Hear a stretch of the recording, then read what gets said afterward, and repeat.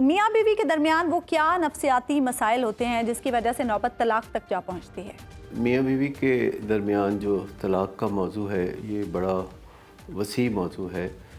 عام طور پر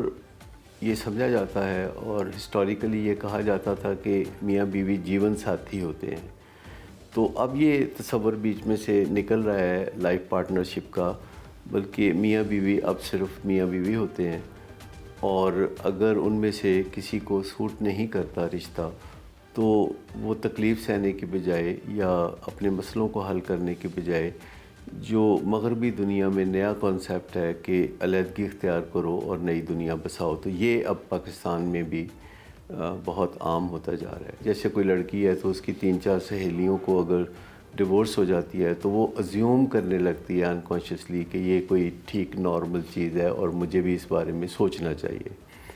اور اگر کوئی میاں بیوی ایک دفعہ ایک دوسرے کو یہ کہہ دیں کہ میں تمہارے ساتھ نہیں رہنا چاہتا یا نہیں رہنا چاہتی،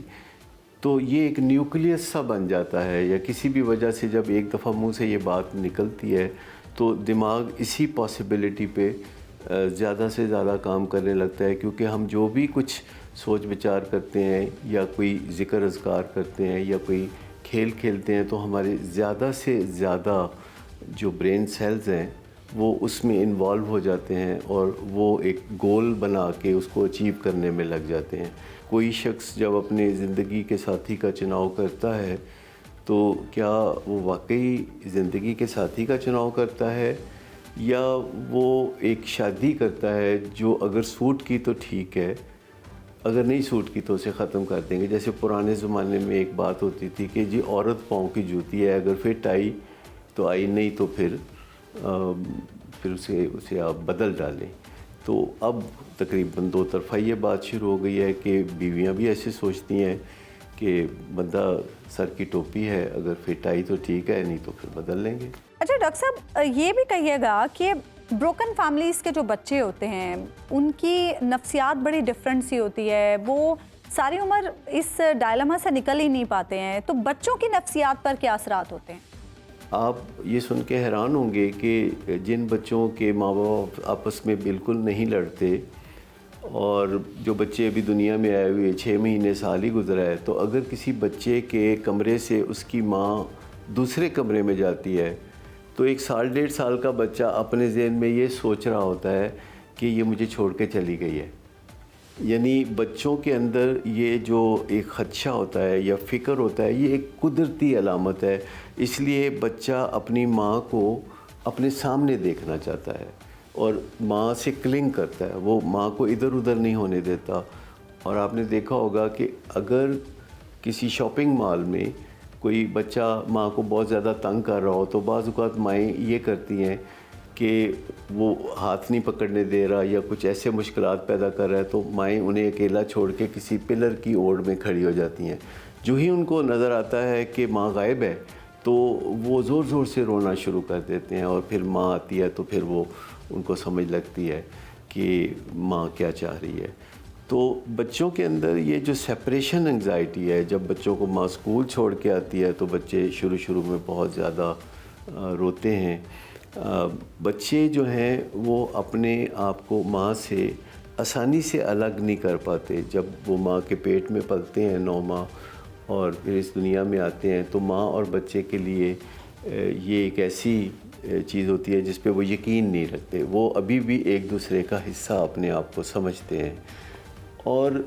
اس سے آپ ذہن میں رکھتے ہوئے سوچیں کہ اگر کوئی ماں یا باپ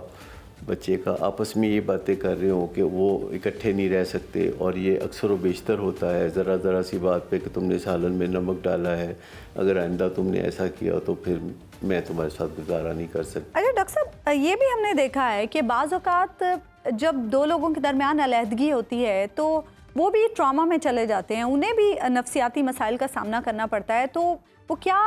سچویشن ہوتی ہے، وہ کیا نفسیاتی مسائل ہوتے ہیں جن کا سامنا ایسے لوگوں کو کرنا پڑتا ہے جن کی آپس میں طلاق ہوتی ہے؟ تو کسی بھی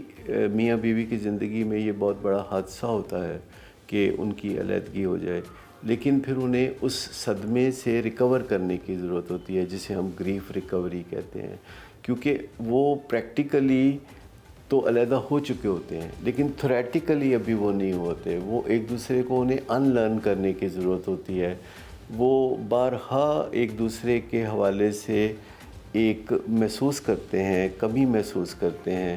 اور ان کی جو نئی شادی ہوتی ہے اس میں ان کی پرانی شادی کافی رخنہ اندازی کرتی ہے. لہذا کوئی لڑکی ہو یا لڑکا ہو، اگر انفارچونیٹلی ان کی زندگی میں علیحدگی جیسا واقعہ ہو چکا ہے تو نئی زندگی سٹارٹ کرنے سے پہلے، نئے لائف پارٹنر کو چننے سے پہلے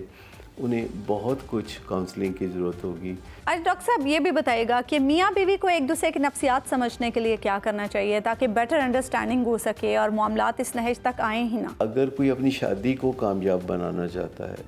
یا اپنے بچوں کی تربیت اچھی کرنا چاہتا ہے تو ایک سنگل پوائنٹڈ ایجنڈے پہ اسے کام کرنا چاہیے کہ اپنے خاوند یا بیوی کو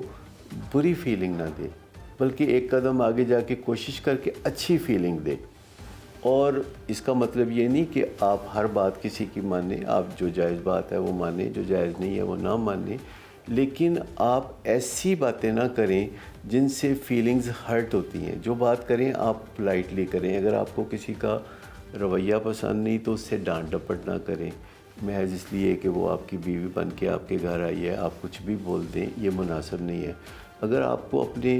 جیون ساتھی کا کوئی رویہ پسند نہیں تو آپ بتا سکتے ہیں کہ یہ رویہ مجھے پسند نہیں ہے، اس سے مجھے تکلیف ہوتی ہے. آپ مہربانی کر کے اس پر نظر ثانی کر لیں. آپ ان کے طرز عمل کو بدلنے کے لیے بار بار نظر ثانی کی اپیل کر سکتے ہیں. ہمارا خاندانی نظام دن بدن تباہ ہو رہا ہے اور بہت سارے لوگوں میں جو طلاق کی شرح بڑھ رہی ہے اس کی وجہ جوائنٹ فیملی سسٹم کو قرار دیا جا رہا ہے. آپ کیا سمجھتے ہیں، کیا واقعی ایسا ہے اور شریعت اس حوالے سے کیا کہتی ہے؟ معاشی اسباب میں یہ سمجھتا ہوں زیادہ کار فرما ہیں خاندانی نظام کو تلپٹ کرنے کے لیے اور طلاق کی شرح میں اضافہ ہونے کے لیے. اور اس کی بنیادی وجہ یہی ہے کہ ہر خاتون جب شادی ہو کے اپنے سسرال آتی ہے تو اس کے کچھ خواب ہوتے ہیں. وہ یہ سمجھتی ہے کہ میں پہلے سے بہتر زندگی کی طرف موو کر رہی ہوں اور وہاں پہ اس طرح اسے ملتا نہیں ہے، یا اس کے ساتھ دھوکہ ہو جاتا ہے، یا جتنی رقم کمانے کا اس کے شوہر کے حوالے سے بتایا جاتا ہے اتنی رقم وہاں پہ موجود نہیں ہوتی ہے. اور ظاہر بات ہے ضروریات اپنی جگہ پر موجود ہیں، تو کم سے کم ضروریات بھی اگر پوری نہ ہوں تو اس سے بھی خاندانی نظام بکھرتا ہوا نظر آ رہا ہے. میں یہ بھی آپ سے جاننا چاہوں گی کہ کن صورتوں میں دین اسلام اس ناپسندیدہ فعل کی اجازت دیتا ہے؟ اللہ تبارک و تعالی نے جوڑے مقرر فرمائے. نکاح کے بندھن کے ذریعے مرد اور عورت کا یہ تعلق قائم ہوتا ہے جسے ہم زوجیت کا تعلق کہتے ہیں، جس میں ایک مرد اور ایک عورت مل کر ایک نئے خاندان کی بنیاد رکھتے ہیں. بسا اوقات اس نئے جوڑے میں ذہنی ہم آہنگی پیدا نہیں ہو پاتی، جس کے نتیجے میں وہ اس نتیجے پر پہنچتے ہیں، یا جس کے نتیجے میں وہ اس امر تک پہنچتے ہیں کہ انہیں اب الگ ہو جانا چاہیے. اگر طلاق کا تصور موجود نہ ہو، علیحدگی کا تصور موجود نہ ہو، تو پھر اس جوڑے کا اپنی زندگی کے اختتام تک مل کر رہنا ممکن ہی نہ ہو، اور وہ ایک دوسرے کی شکل دیکھنا ہی پسند نہ کریں، اور ایک دوسرے کے ساتھ نکاح کے بندھن میں بھی جڑے ہوئے ہیں، تو یہ ان کے ساتھ ظلم اور زیادتی ہوگی. اسی لیے شریعت میں اسے ناپسندیدہ امر تو قرار دیا گیا، لیکن ان حالات میں جب میاں اور بیوی آپس میں ایک دوسرے کے ساتھ مل کر اچھے طریقے اور بہتر طریقے سے رہنے کے قابل ہی نہیں ہو پا رہے، تو وہ طلاق کے ذریعے اس بندھن کو ختم کر سکتے ہیں، یا بیوی خلا لینے کے ذریعے سے اس بندھن کو ختم کر سکتی ہے، اور تب اس بندھن کو ختم کرنے میں کوئی قباحت نہ ہے.